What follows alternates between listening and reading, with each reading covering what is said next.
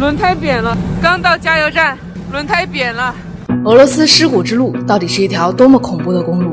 目前我正在自驾穿越冬季的尸骨之路，仅在第一天我就亲眼目睹3起车祸，前提是路上往来车辆并不多。我看到路边有一辆车啊，直接冲到雪里头了，那个是一辆小车，那个车尾都已经翘起来了。我才发现这个车是个油罐车，然后从这个地方给呲溜滑过来的。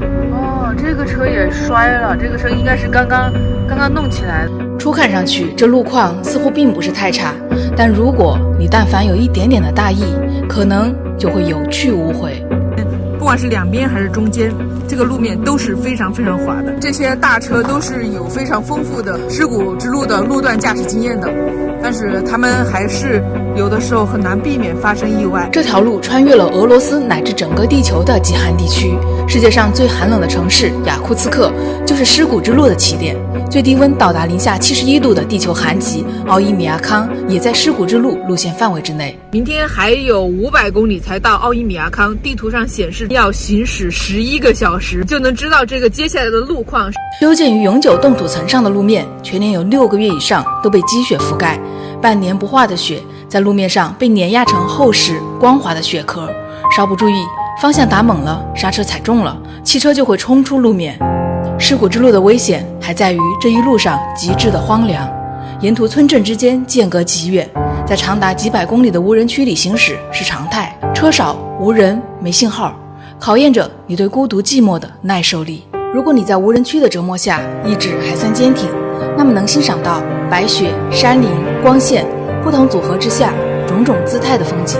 纯净无瑕的景色之下掩藏着冷酷无情的历史，仅仅是尸骨之路这个名字就透着刺骨的含义。这个尸骨之路是从1932年开始挖的，当年呢是从监狱里面调了很多的政治犯过来，一批一批的犯人往这边拨啊，因为很多人都是因为在冬天的时候被冻死了。库茨克到奥伊米亚康这一段，放眼整个地球来说啊，都可以算是叫做极寒地区。那个时候也是没有大型的机器的，大型的这种挖掘机啊、修路的机器的，大多数都是靠人手工一点点挖出来的。这条路总共也就1800多公里，但是修了20多年。当年就是调配了很多的政治犯来这边修路，相当于是流放在这儿吧。因为温度太冷，所以一批一批的人来了之后不见出去的。据说有20多万修路工人直接冻死在这条路的修路过程中，他们的尸骨就直接埋藏在道路的两边。每当夏天来的时候，你走在这条路上，有可能会在路边看到白骨。所以说这条路会被叫做尸骨之路。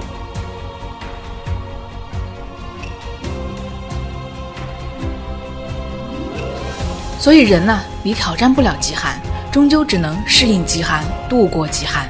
但我也在这条尸骨之路上见到了久违的火热的纯粹的人性之善。怎么样？有货车过来帮他了是吧？对，货车应该动力还大一点。好的。货车一拉就给他拉上来了。路过的一辆大卡车直接给他拖出来了，3下2下就出来了。我以为他们会再寒暄几句啊，其实并没有。那两辆车其实互相并不认识。把小车拉起来了之后，那辆卡车马上就已经走了。在尸骨之路上啊，各种车遇到了麻烦是非常常见的，车辆跟车辆之间的互相帮助也是非常普遍的。别人在有困难的时候，我愿意去帮助别人，然后我困难的时候也会有人来帮助我。这是路上的司机们无需多言的默契，也是尸骨之路的精神。开着中国蓝牌车在俄罗斯自驾穿越尸骨之路，它也是一条危险的极寒公路。我竟然在路上不受控制的掉下了眼泪。昨天晚上我们停车就停在后面这一个大车停车场里面，这些车都是整夜不熄火的在这里休息。在这个地区早上9点左右太阳才会升起，每天下午4点左右太阳就会落山。现在外面是零下40多度，应该今天开始才是我们经历最低温度的一天，从零下40度到零下50度甚至60度的奥伊米亚康。在这种零下40度的天里面，在室外大概不能超过5分钟啊！我一下车我就得全副武装，我的口罩上已经全部都结霜了。零下40多度这样的环境中停了一晚，车就像在一个超大的冰柜里面停了一晚，透过屏幕的是不是都能感受到刺骨的寒冷？早上准备继续出发，眼前的一幕却让我措手不及。轮胎扁了，刚到加油站，轮胎扁了，我们才开了大概100米。这轮胎已经扁了。原本今天打算早起赶路11个小时，晚上到达奥伊米亚康，然而这扁扁的轮胎让今天的计划成为泡影，我的心情随之跌入谷底。心情在此刻是最不重要的东西，找到一家汽修店才是关键。在人生地不熟的俄罗斯小镇上，最快的方式就是去问当地人。我求助的第一个人是加油站大叔，他给我指了方向，并且细心地在地图上帮我标注好位置。他说800米开车1分钟。如果我从上面把行李把那个东西拿下来去换这个东西的话，在外头也是非常寒冷，也是非常受罪的。到轮胎店，我想一下这个能不能补，能补的话那是最好的，那如果不能补我才换那个。我开车过去后发现这家店还没有开门，在寒冷的室外看不见路人，我只能回到加油站继续求助。帮我的第二个人是加油站的收银员，他得知我的困难后立即说，你等我，我穿好衣服带你过去。也不知是怎么了，在这一瞬间眼泪有点不受控制。我不是一个脆弱的人，但却永远会被真诚善良感动。收银员女孩还没忙完手里的工作，加油站里的另一位小伙子已经自告奋勇地说，我知道位置，我开车带你去。于是我们跟着司机小哥很快地找到了修理店。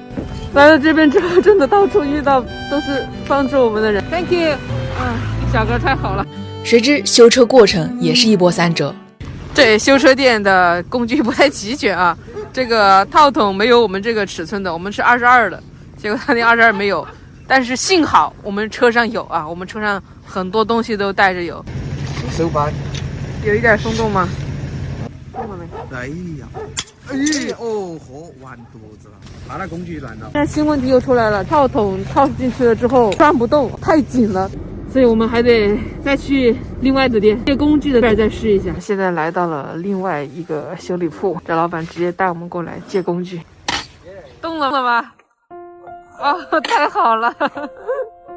听到这个声音我就放心了。在火旁边烤一下，让它能够变软一点。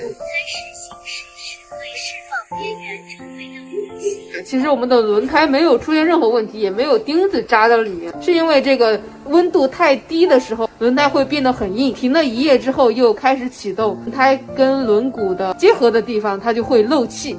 现在在轮毂上刷的这种就是一种密封胶，这样刷了胶之后呢，即使在极寒温度下，轮胎变得非常的硬，但是它也不会容易泄气儿。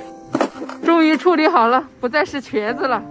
总算彻底恢复正常，但此刻的心情已经全然不同。这个冰天雪地里面遇到的人真的都太好了，我们找的每一个人都是抱着一个就是让他告诉我一个地方，然后我自己找去的这种心理，但是遇到的每一个人都恨不得能带着我们去。来到这儿之后，虽然天气真的非常非常冷，但这边的人真的非常温暖。都没有吃什么东西，感觉整个人超级无敌的憔悴。本来想着是今天还有500公里，开11个小时，一口气今天晚上开到那儿。结果好了，欲速则不达，欲速则不达，这句话真的很正确啊。就慢慢开吧。欲速则不达，中国的老话令人醍醐灌顶。相比最终的目的地，过程永远是更重要的收获。就如同人生，我们都会走到相同的最终目的地，但过好人生的每一日才是意义。回到加油站，向帮助我的人一一道谢，然后出发，继续穿越尸骨之路。这将是我人生中最难忘、最特殊的春节吧。摔了，这个车应该是刚刚弄起来的，刚刚看这车已经全部都坏了，都烂掉了。Китай，耶！需不需要帮忙？大概意思应该是你以后打电话出去，别人来救，是不是？吊车。OK， 这个是油吗？Топливо, дизель. 汽油。Привет Китаю. Yes. No problem. No problem. No problem. OK.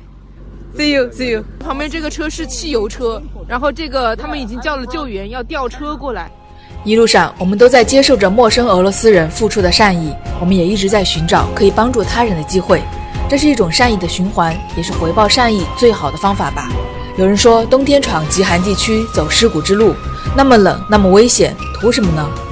我深知，这并非是一场挑战极寒、挑战大自然的冒险，而是一场自我的历练。一段极寒之地的旅行，也许不会让我从此特别抗冻，但极寒之路的精神会让我平凡渺小的人生更韧更强。